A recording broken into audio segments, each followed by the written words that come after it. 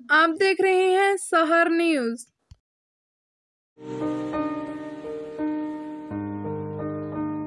मियानी अड्डे पर तजावुज़ात माफिया का राज। अफगान महाजरीन ने अपनी रेहड़ियां लगाकर पार्किंग एरिया और फुटपाथों पर कब्जा कर लिया। मकामी गाड़ियां और रक्शे सड़क पर खड़ा होने पर मजबूर हो गए।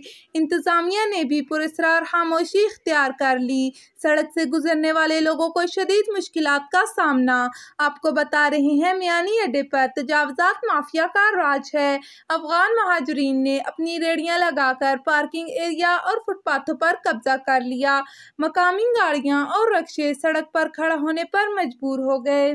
चकवाल रोड फोन के करीब मोटरसाइकिल और डंपर की टक्कर में 2 बच्चियां जाँ बहक हो गईं, जबकि मां और बाप शदीद जख्मी हो गए। हादसे में 3 साला शिजा और 8 साला फिजा दुख्तर गुलाम अब्बास जाँ बहक हो गईं। गुलाम अब्बास अपने बच्चों को ससुराल से लेकर कलरकहार आ रहा था कि हादसे का शिकार हो गया। आपको बता रहे हैं चकवाल रोड फोन के करीब मोटरसाइकिल और डंपर की टक्कर में 2 बच्चियां जाँ बहक, जबकि मां और बाप शदीद जख्मी हो गए। 3 साला शिजा और 8 साला फिजा दुख्तर गुलाम अब्बास हादसे में जाँ बहक हो गईं।